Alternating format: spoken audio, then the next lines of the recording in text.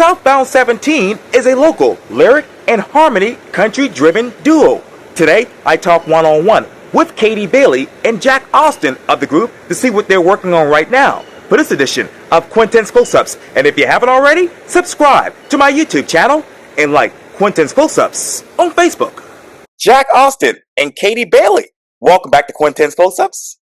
Hi, thanks for having us. thank you. Oh, you're very welcome. Needless to say, you all are a part of Southbound 17, which is a lyric and harmony-driven country trio right here in the Low Country. And of course, when I interviewed you all a couple of years ago, you came up with your new song, Runaway Bride. But now you have a new EP. Yes. Oh wow, yeah, it has been a minute. Yeah, it has been a minute. We had an EP that we dropped the end of last year called Southern Gothic. Of course, it's our most recent, so it's my favorite of all the things that we've done so far. Wow. What got y'all from Runaway Bride to now Southern Gothic? Ooh. So Runaway Bride has a really fun story because I run the store Bridals by Jody in West Ashley. Yes. So I wear many hats there, but I mostly sell wedding gowns in my daytime job. Wow. So it was very, not autobiographical, but kind of telling the story of some brides that I will see day in and day out.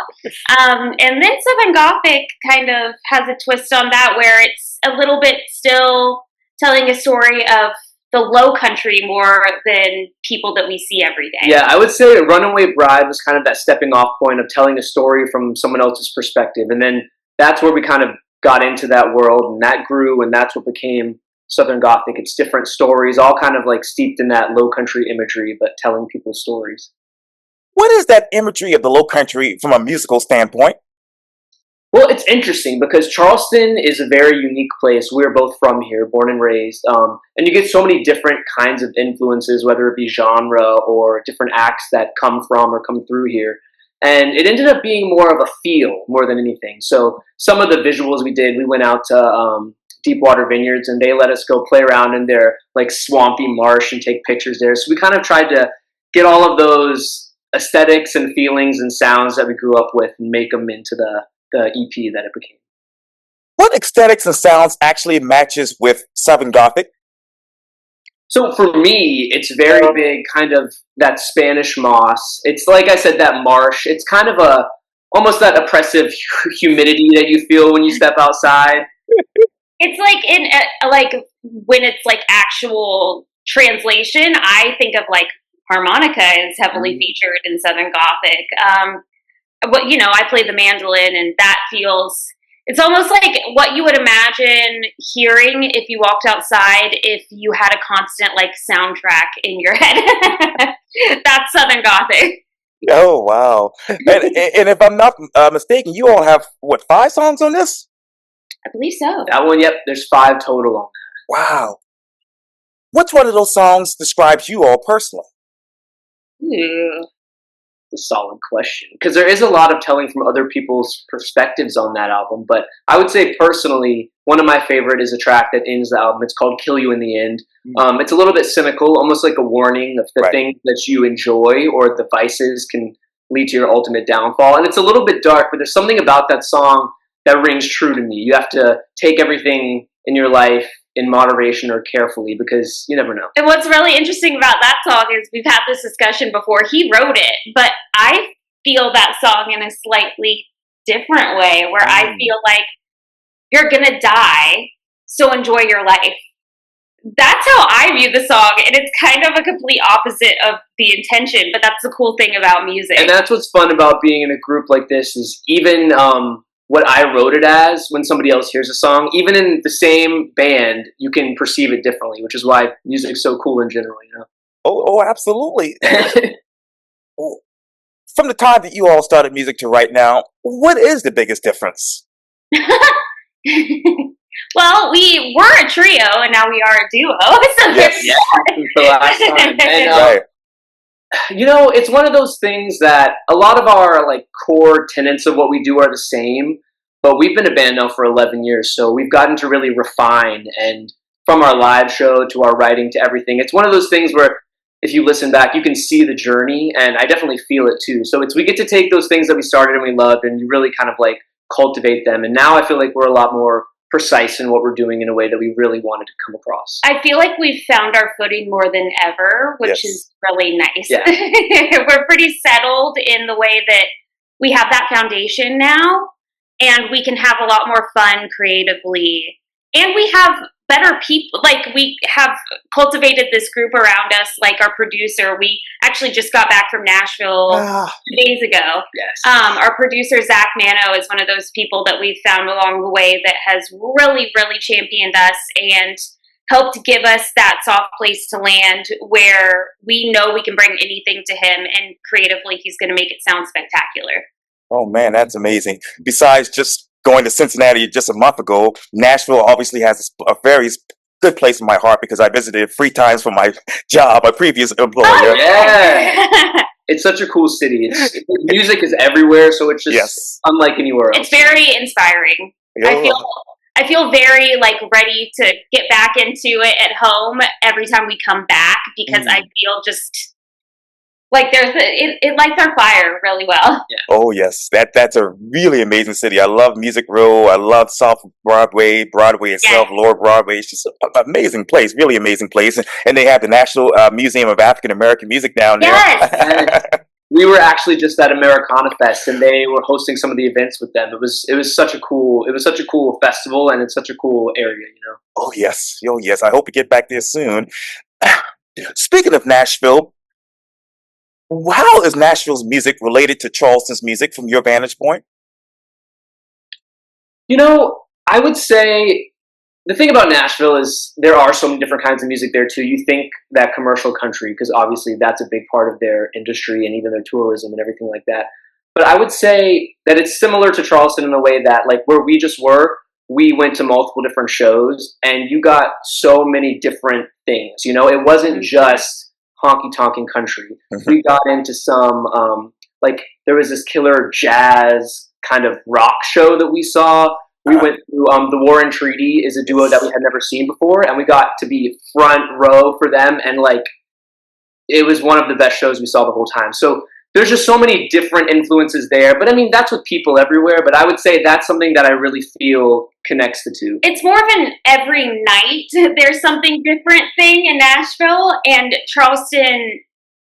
We're actually slightly off the beaten path where a lot of acts will go more towards Columbia instead of making the trip down to Charleston. It's just more accessible in Nashville. Totally. You got more volume of things there. I remember the last time I was there back in February 2023, there was literally a person singing a long Lower Broadway, every bar, every restaurant. Yeah, it's saturated in the best way and the worst way. In Charleston, we can kind of be the big fish in the small pond, which is awesome for us. And then in Nashville, every single place that you look, there is someone else singing. Yeah, very, very amazing. You talk about War and Treaty, and of course, I watched them on Opry Live many, many times, and I follow them on Instagram too. Yes, if you ever get the chance to see them, it was such a good show. It was. Wow. Oh, I bet. Yes, just amazing trio there as well. Duo, I should say. Who influences you all musically these days? Boy. So there's so much. I think one of the good things about both of us, I was thinking you might ask this question. I was actually in my sock drawer looking for socks, and I was thinking about this. Like, right now, we're obsessed with, like, a K-pop group. Like, they're not. Oh no! I suppose that they're actually a world.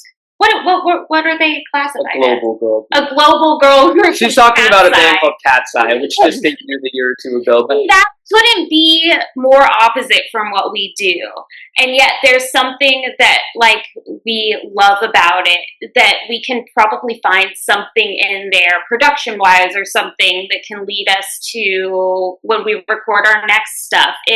We find inspiration everywhere, and we love all music. For me, though, I would say inspiration as far as, like, writing goes is there's a great writer, Brandy Clark, and then Rustin Kelly is another one, kind of in that Americana scene, and those are two that I listen to a lot, and they kind of inform a lot of my songwriting choices, I would say. But like Katie said, as far as enjoyment goes, we run the gambit, you know. There's so much good music in so many different places to look, and, you know. Oh, absolutely. With the internet, it's more accessible than ever. Like, you fully scroll and just like I accidentally clicked on the Cat's Eye video, and that's how we started listening to them. Yeah.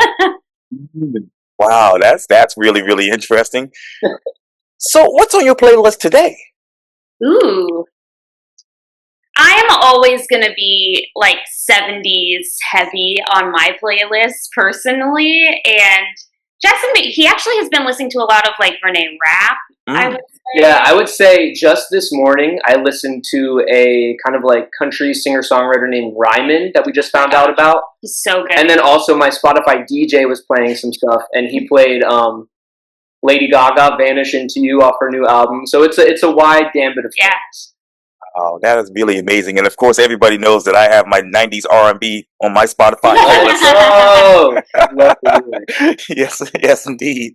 So, who is Southbound 17 in the studio versus at a live show? Ooh, very different.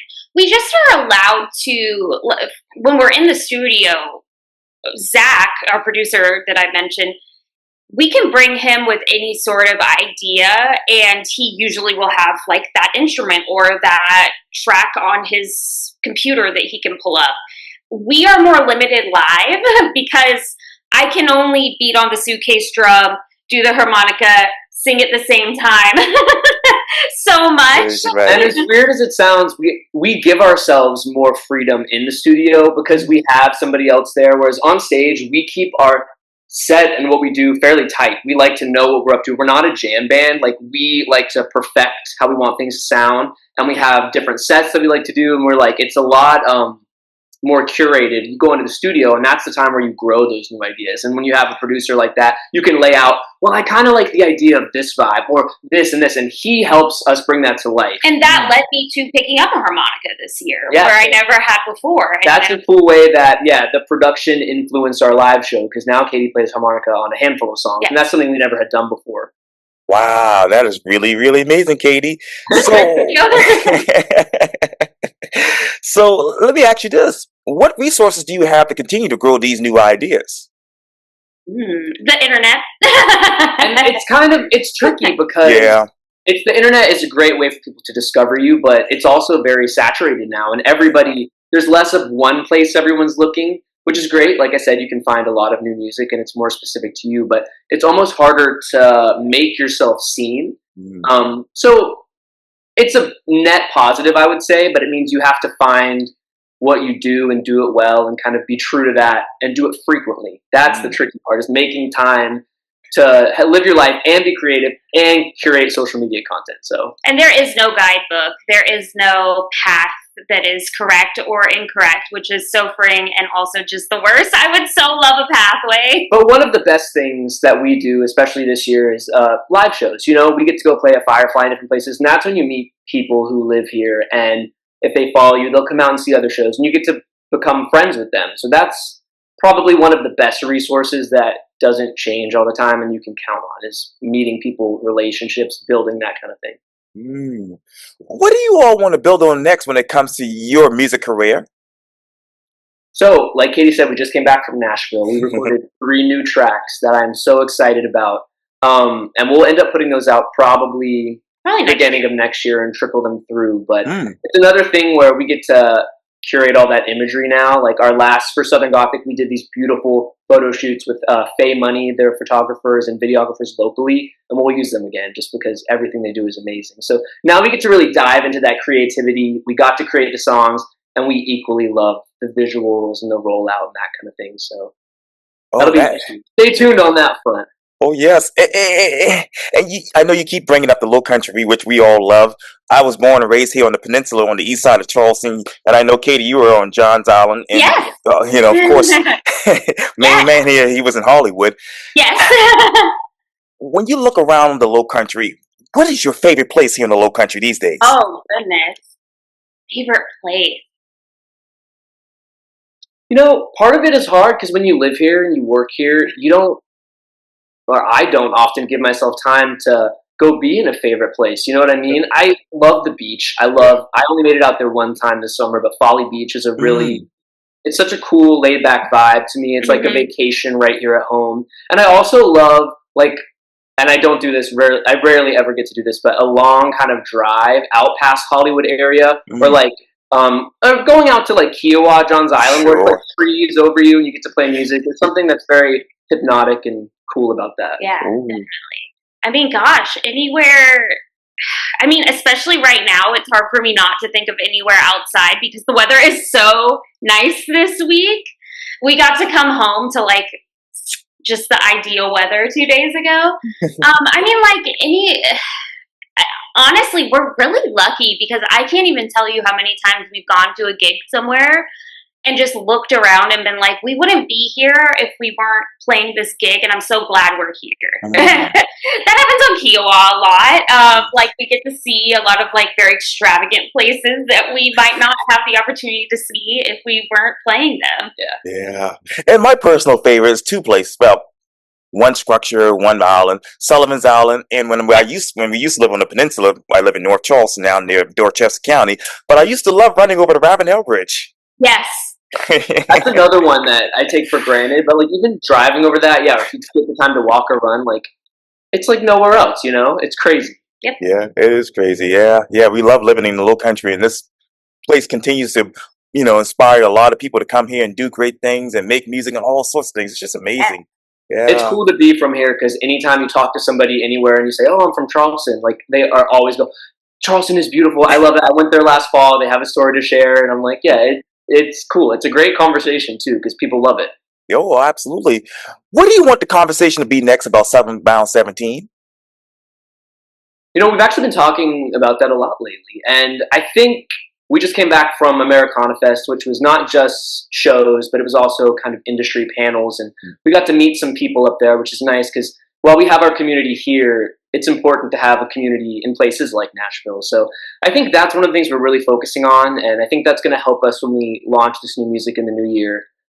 It's always what's next, so I'm excited to see what's next. Oh, absolutely. I was also reminded to look back at the past because someone said something really interesting at one of the panels that we listened to. It's that the goal is always going to move, but where you have come from is always going to be that baseline that you can look back on and be like, oh, we have come a long way. And that's nice to look back on as well. Oh, absolutely. Absolutely. And if anyone wants to purchase your EP right now, how do they go about that? So it's everywhere. Wherever you listen to your music, it's going to be there. Apple Music, Spotify, Tidal. It's all over the place. We like to make sure that wherever you listen, we will be there. So yeah, Southern Gothic, Southbound 17. Type it in and give it a listen. We'd love to hear what you think. Oh, absolutely. Well, Jack Austen and, of course, Katie Bailey of Southbound 17, thank you for your time. And again, welcome back to Quintin's Close-Ups. Thank you so much, Quintin. Have a good one. Likewise.